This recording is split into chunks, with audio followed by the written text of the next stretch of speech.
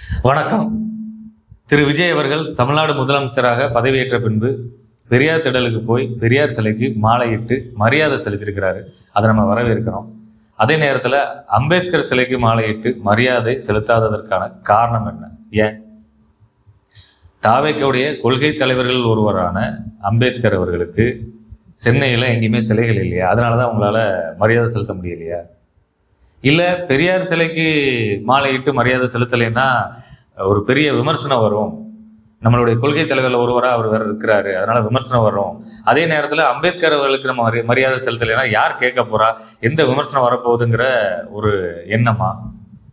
இல்லை அரசியல் நாகரிக சந்திப்பு நமக்கு நிறைய செய்ய வேண்டியது இருக்கு, அதனால அம்பேத்கருக்கெல்லாம் நமக்கு மரியாதை செலுத்துறதுக்கான நேரம் இல்லைங்கிறத சொல்ல வரீங்களா? சரி, அரசியல் நாகரிக சந்திப்பு நீங்க பண்றீங்க அப்படின்னா முதல்ல நீங்க சந்திக்க வேண்டிய தலைவர் யார்?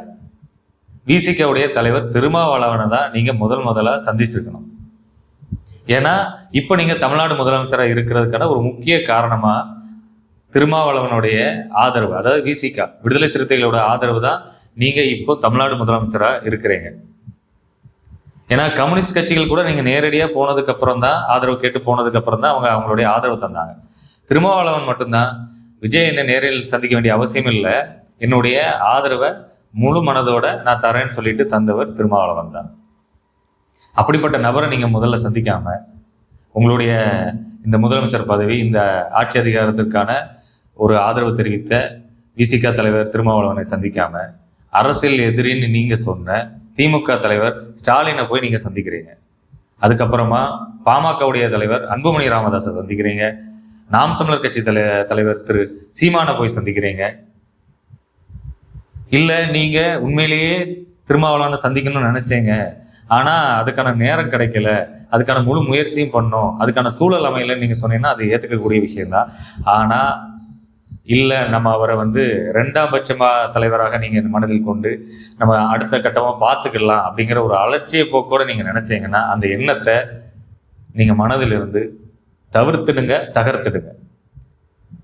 பெரும்பான்மையான ஒடுக்கப்பட்ட மக்களுடைய தலைவராக இருக்கக்கூடிய திருமாவளவன் உங்களுக்கு ஆதரவு தெரிவிச்சிருக்கிறாங்கிறத தாண்டி அந்த மக்களுடைய பெருவாரியான ஓட்டுகளையும் நீங்க பெற்றிருக்கிறீங்கிறத நீங்க உங்க மேல அதிகமான நம்பிக்கை வச்சிருக்கிறாங்கிறதையும் நீங்க நினைவில் கொள்ள வேண்டும்.